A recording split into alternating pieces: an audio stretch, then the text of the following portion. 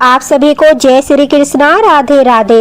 देखिए, मैंने कुछ समय पहले आपके साथ एक वीडियो शेयर किया था कि क्या स्नान किए बगैर हम लड्डू गोपाल को जगा सकते हैं, भोग लगा सकते हैं और कुछ समय के बाद स्नान करके हम उनकी सेवा कर सकते हैं। उसी लीला कथा को सुनने के पश्चात उमा पांडे जी ने हमारे साथ अपना अनुभव शेयर किया है और ठाकुर जी के यह अनुभव सुनने वाले को ही उतना पुण्य फल प्राप्त होता है जितना कि लड्डू गोपाल की सेवा करने वाले को प्राप्त होता है।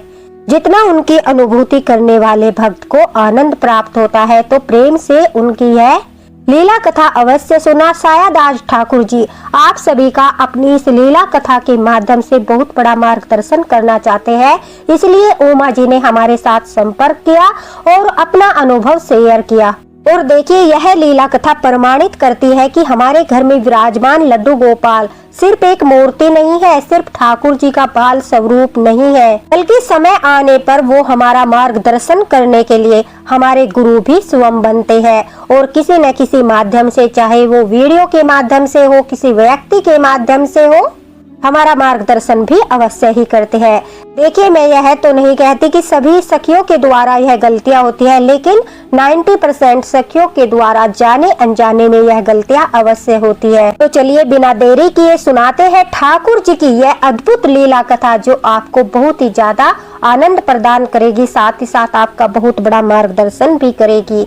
देखिए, उमा जी कहती है कि उनके आसपास सभी लड्डू गोपाल की सेवा करते हैं, तो उन्हें देखकर उनके मन में भी भाव उत्पन्न हुआ कि बहुत समय बीत चुका है, अब तो ठाकुर जी की सेवा करनी चाहिए, कुछ धर्म के कार्य भी करनी चाहिए, अपने पुण्य के घड़े को भी भरना चाहिए। यही सोचकर उमा जी कहती है कि उन्होंने अपने घर में ठाकुर जी को विराजमान किया, छोटे से बाल गोपाल को लेकर आई और उनकी सेवा करना प्रारंभ कर दिया।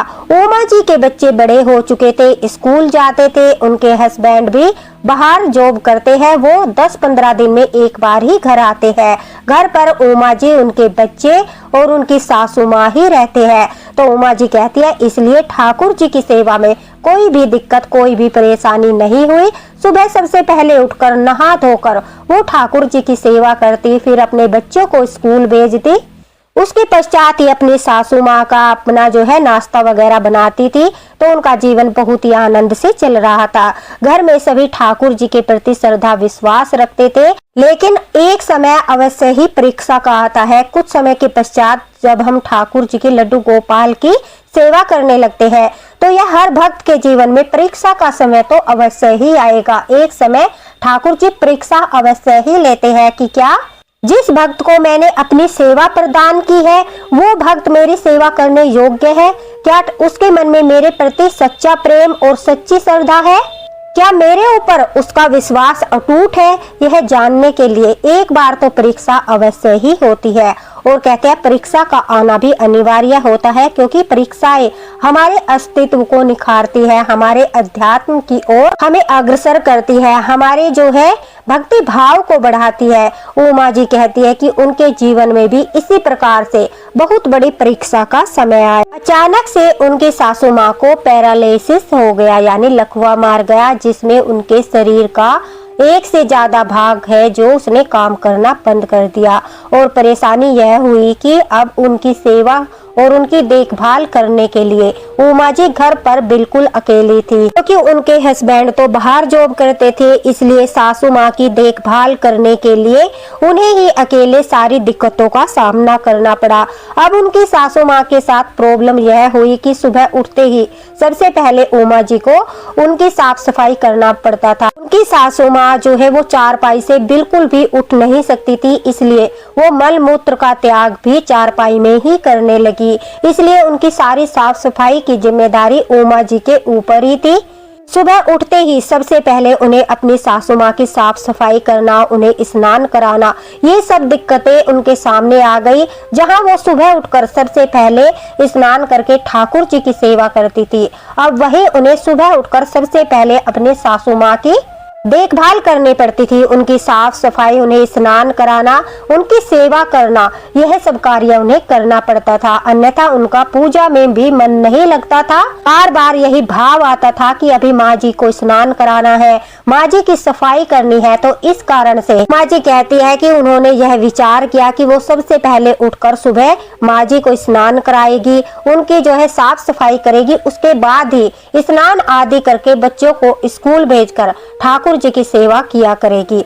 तो यही करने में उन्हें 11 से 12 बज जाते थे। वो कहती है कि सुबह उठकर वो अपनी सासू माँ की सेवा करती, देखभाल करती, उसके पश्चात बच्चों को स्कूल भेजकर और अपनी सासू माँ को स्नान इत्यादि कराकर उन्हें चाय नाश्ता वगैरह देकर फिर आराम से स्नान करके ही पूजा करने लगी।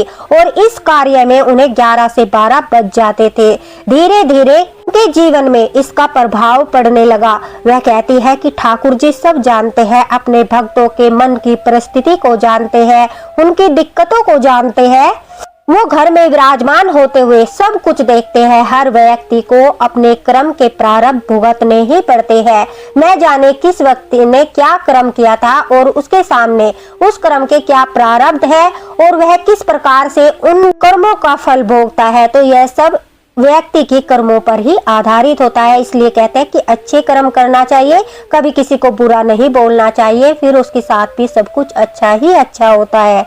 उमा जी कहती है लेकिन उनके जीवन पर इस बात का इतना ज्यादा प्रभाव पड़ा कि अब उनके घर में नेगेटिव एनर्जी का आभास होने लगा, क्योंकि बहुत ज्यादा देर हो जाती है। 11 बजे के बाद तो जो है ठाकुर जी को श्रृंगार सेवा नहीं दी जाती, बहुत ज्यादा लेट हो जाता है और 11 बजे तक ठाकुर जी घर में सोते रहते हैं। तो उससे भी हमारा भाग्य सोता है।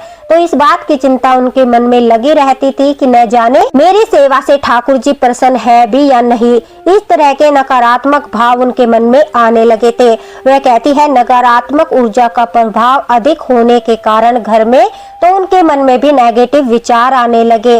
ठाकुर जी की सेवा करते हुए उनके मन में कभी कभी यह भाव भी आने लगा, अगर लड्डू गोपाल सचमुच है और उनकी सेवा का फल हमें अच्छा मिलता है, वो सेवा से प्रसन्न होते हैं, तो मेरे जीवन में इतना बड़ा दुख नहीं आता, मुझे इतनी कठिनाइयों का सामना नहीं करना पड़ता, मेरी सासू माँ जो है उन्हें इतनी भयानक बीमारी नहीं होती। एक पल के लिए ही, वह कहते हैं एक क्षण के लिए उनके मन में यह भाव उत्पन्न हुआ कि लड्डू गोपाल की सेवा करने से शायद कुछ नहीं होता। और कुछ लोग कहते हैं कि ये एक मूर्ति है, तो मुझे लगता है शायद लड्डू गोपाल एक मूर्ति ही है, क्योंकि मैं इतने सालों से सेवा कर रही थी, उसके पश्चात भी मेरे जीवन में इतना बड़ा दुख आ गया। तो इसका तो यही आशय है कि वो मेरी सेवा से प्रसन्न नहीं है और न ही वो जिस घर में रहते हैं उस घर के दुख दूर करते हैं। उनके मन में यह भाव आते ही उनके घर में और भी ज्यादा जो है नकारात्मक ऊर्जा का प्रभाव बढ़ गया। अब धीरे धीरे क्या हुआ, उमा जी कहती है कि उन्होंने 11 से 12 बजे, 12 से 12:30 बजे ठाकुर जी की सेवा करना शुरू कर दिया। अब वह ठाकुर जी की सेवा मन से नहीं, सिर्फ और सिर्फ एक कार्य समझकर करने लगी कि अगर घर में लड्डू गोपाल विराजित करे है तो अब उनकी सेवा तो करनी ही पड़ेगी। इसलिए वह घर का सारा कामकाज जो भी था उसका सारा कामकाज को खत्म करने के बाद नहा धोकर जैसे वो सेवा से पहले करती थी, यानी लड्डू गोपाल जब तक घर में विराजित नहीं हुए थे तब तक उमा जी कहती है कि वो सारा काम आदि करने के बाद ही स्नान करती थी। अब इसी प्रकार से वह जैसे पहले करती थी उसी प्रकार से सारा काम खत्म करने के बाद जो है नहा धोकर श्रृंगार करके फिर ठाकुर जी को स्नान इत्यादि कराती, भोग लगाती। इस तरह से वो सेवा करने लगी। अब उनके जीवन में एक के बाद एक दुख आने लगे, घर में बहुत ज्यादा समस्याएं बढ़ने लगी, आर्थिक तंगी आने लगी, साथ ही साथ उनके हस्बैंड के साथ भी हर बात को लेकर उनके साथ झगड़ा होने लगा।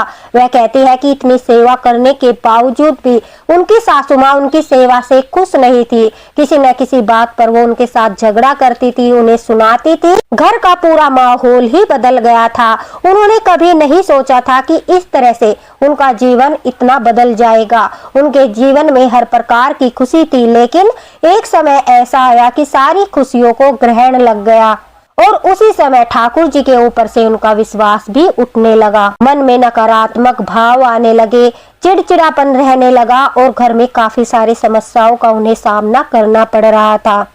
लेकिन ठाकुर जी भी अपने भक्तों को एक अवसर अवश्य ही प्रदान करते हैं। तो अगर भक्त मार्गदर्शन होने के बाद भी जानबूझकर उन गलतियों को दोहराता है, उन पर भरोसा नहीं करता, उन्हें हल्के में लेता है और फिर भी बार बार उन्हीं गलतियों को करता है, तो उस समय ठाकुर जी उनके घर से प्रस्थान कर जाते हैं, अर्थात अपने विग्रह से प्रस्थान कर जाते हैं और सचमुच उनके घर में सिर्फ और सिर्फ लड्डू गोपाल का विग्रह ही विराजमान रहता है, ना कि विग्रह में लड्डू गोपाल की शक्तियां। अब उमा जी कहती है, इतने साल सेवा करने के पश्चात उसके पुण्य फल स्वरूप ठाकुर जी ने एक बार उनका मार्गदर्शन करना जरूरी समझा, इसलिए पहले तो सौपन में ठाकुर जी ने उन्हें संकेत दिया। उन्हें सौपन में भूख से रोता हुआ एक बच्चा दिखाई दिया। वो बार बार पीने के लिए दूध मांग रहा था और आश्चर्य की बात है कि वह दूध के अलावा किसी भी वस्तु को नहीं कह रहा था, सिर्फ और सिर्फ वह दूध पीने के लिए ही कह रहा था कि मुझे सिर्फ दूध पिला दीजिए, और बार बार रो रहा था, उसे भूख लगी थी। लेकिन मन में ज्यादा नकारात्मक ऊर्जा का प्रभाव होने के कारण उमा जी इस संकेत को समझ नहीं पाई और उन्होंने इस संकेत को हल्के में लिया। लड्डू गोपाल ने अगले दिन उमा जी को एक और अवसर प्रदान किया। वह कहती है कि उस दिन तो मेरे साथ ऐसा अद्भुत चमत्कार हुआ जिसे सुनकर आपके भी रोंगटे खड़े हो जाएंगे। उमा जी कहती है कि मैं हर रोज की तरह 12 बजे ठाकुर जी का श्रृंगार इत्यादि करके भोग लगाकर मंदिर से जैसे ही बाहर आई तो मुझे अपनी सासू माँ की आवाज सुनाई दी। उनकी आवाज सुनकर जैसे ही मैं उनके पास गई तो वहाँ पर मैंने एक माँ जी को बैठे हुए देखा। वो माँ जी मेरी सासू माँ का हालचाल जानने के लिए आई थी। उन्हें देखकर मैंने उनके पाँव वगैरह छुए, उन्हें नमस्कार किया। फिर मेरी सासू माँ ने उनके लिए, जैसे कोई आता है घर में चाय पानी देते हैं, उनके लिए चाय बनाने के लिए कहा। तभी मेरी सासू माँ ने कहा, बहू अभी पूजा करके आई है इसलिए थोड़ा देर हो गया, बुरा मत मानना, लेकिन जल्दी ही वो तुम्हारे लिए चाय बनाकर लाएगी। जाओ बहू चाय लेकर आओ। ऐसा बोलते हुए माँ जी ने मुझे आंखों से इशारा किया, क्योंकि उनके हाथ और एक पाँव वो बिल्कुल भी नहीं हिला सकती थी, इसलिए उन्होंने मुझे आंखों से इशारा किया और चाय बनाने के लिए बोला।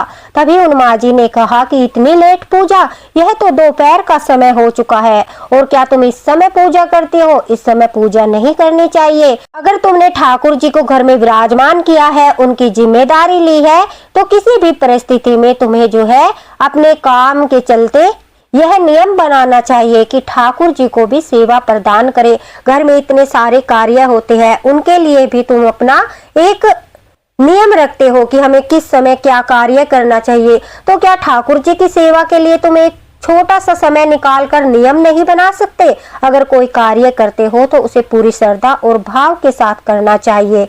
उमा जी कहती है, तभी मैंने उन्हें कहा कि माँ जी मैं पहले सुबह उठकर सबसे पहले ठाकुर जी की ही सेवा करती थी। लड्डू गोपाल को भोग लगाना, श्रृंगार करना, उसके पश्चात ही अन्य कार्य करती थी। लेकिन जब से माँ जी कि यह हालत हुई है, उनकी तबीयत खराब हुई है, उसी समय से जो है मेरा रूटीन चेंज हो गया। मैं पहले इनकी देखभाल करती हूँ, उसके पश्चात जो है ठाकुर जी को उठाती हूँ। घर में ठाकुर जी को इतनी देर तक सोना भी भाग्य का सोना होता है। तुम पहले ठाकुर जी को जगा दिया करो। तब उमा जी कहती है, मैंने आश्चर्य से पूछा कि बगैर नहाए धोए स्नान किए मैं ठाकुर जी को कैसे जगा सकती हूँ? अब मैं तो उन्हें स्नान करके ही जगा सकती हूँ, लेकिन मैं ठाकुर जी को इस तरह अपवित्र अवस्था में भी नहीं छू सकती, क्योंकि पहले मुझे माँ जी की साफ सफाई करनी होती है, इन्हें स्नान कराना होता है। उस समय उन्होंने कहा कि बेटा देखो, तुम्हारे पति बाहर रहते हैं और उस दृष्टि से तुम पवित्र हो। सुबह उठकर अगर तुम नहा धो नहीं सकती तो आचमन करके, मुंह हाथ धोकर, कुल्ला करके ठाकुर जी को जगा दिया करो। उसके पश्चात उन्हें जो है दूध का भोग लगा दिया करो, जिससे कि ठाकुर जी ज्यादा देर तक न सोए और उन्हें ज्यादा देर तक भूखा भी ना रहने पड़े। ठाकुर जी जो है सुबह ही दूध का भोग लगा लेते हैं, क्योंकि मंगला आरती के समय उन्हें भोग दिया जाता है, जो स्नान से पहले ही देते हैं, और उससे कोई आपत्ति नहीं होती, बल्कि ठाकुर जी उल्टा प्रसन्न होते हैं, क्योंकि वह मंगला भोग होता है। तो दूध का भोग लगाने के बाद तुम जो है 10 बजे तक श्रृंगार सेवा दे सकती हो। ज्यादा लेट करने की क्या आवश्यकता है? तुम अच्छे से 10 बजे तक सारा कार्य कर ही लेती हो। फिर जल्दी से नियम बना लो कि स्नान करके तुम पहले ठाकुर जी को श्रृंगार सेवा दे दो, फिर उसके पश्चात बाकी के कार्य कर लो। क्योंकि देखिए इतने कार्य होते हैं जीवन में, तो क्या ठाकुर जी के लिए इतना सा समय नहीं निकाल सकते। उमा जी कहती है, यह बात सुनते ही अचानक से मुझे यह भाव आया कि पहले मैं कितने अच्छे से ठाकुर जी की सेवा करती थी, उनकी चिंता लगी रहती थी। ऐसा लगता था जैसे ठाकुर जी को भूख लग रही होगी, ठाकुर जी मेरा इंतजार कर रहे होंगे।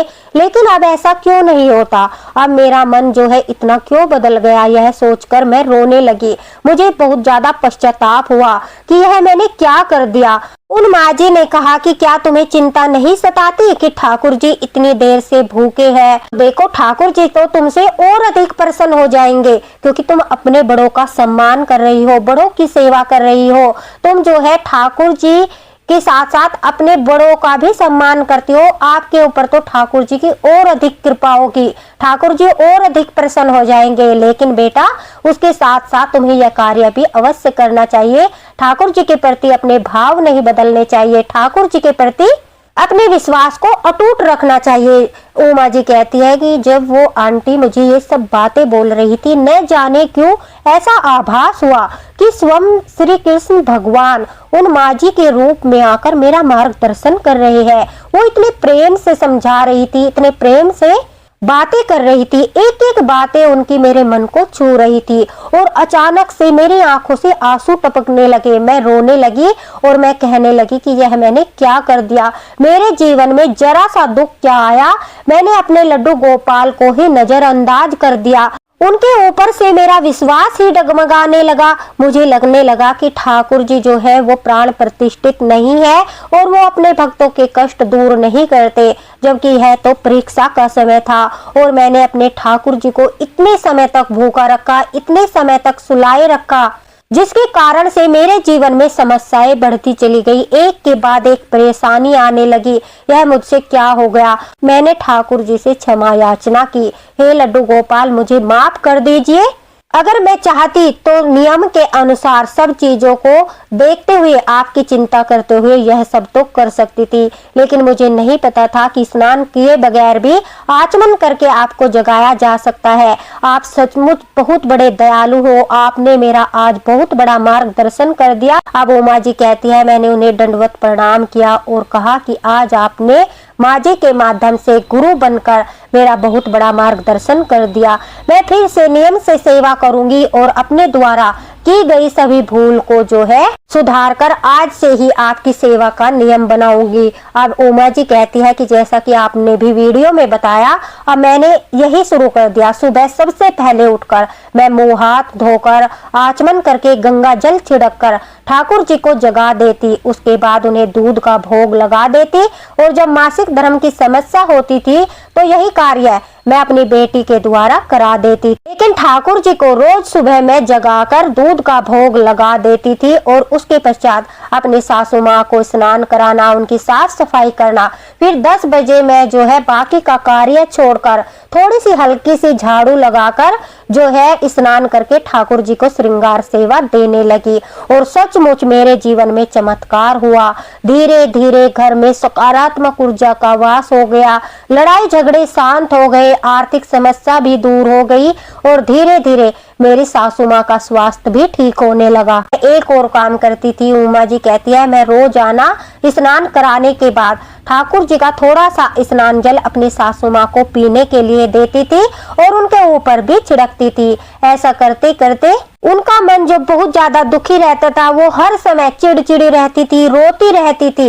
अब उनके मन में भी थोड़ा सा बदलाव आने लगा। अब वो रोने की बजाय लेटे लेटे नाम जाप करने लगी। मैंने उन्हें बताया कि माँ जी आपके पास जितना समय है वो उतना आप नाम जाप कर लीजिए, इससे आपके मन को शांति मिलेगी। क्योंकि मैं ठाकुर जी की अब नियम से सेवा करती हूँ। सुबह उठकर उन्हें जगाना, मंगला आरती का भोग लगा देना, उसके बाद जो है सारा थोड़ा सा काम करके स्नान आदि करके उन्हें श्रृंगार सेवा देती हूँ। लेकिन 10 बजे तक मैं उन्हें श्रृंगार सेवा अवश्य ही प्रदान कर देती हूँ। कभी कभी 10:30 भी बज जाते हैं, लेकिन 12 बजे तक मैं उन्हें इंतजार नहीं कराती। और अब मेरे ठाकुर जी भूखे भी नहीं रहते, वो आराम से दूध पीकर आराम से बैठे रहते हैं, क्योंकि वो अपने भक्त की हर परिस्थिति को जानते हैं, अपने भक्त के जीवन में आई समस्याओं को जानते हैं। और जहाँ पर भक्त की कोई मजबूरी होती है, आपने सही कहा, उमा जी कहती है कि वहां पर ठाकुर जी नियम स्वयं ही बदल देते हैं। तभी तो उन्होंने मेरे घर में सेवा के सारे नियम बदल दिए और उन माँ जी के माध्यम से मेरा मार्गदर्शन कराया कि मैं ठाकुर जी को सुबह अगर स्नान नहीं करा सकती तो पहले उन्हें जगाकर मैं जो है दूध का भोग लगा दूं, ताकि वो भूखे न रहे। और उसके बाद मैं जल्दी जल्दी से काम करके बाकी का कार्य बाद में कर लूं, खाना वगैरह का।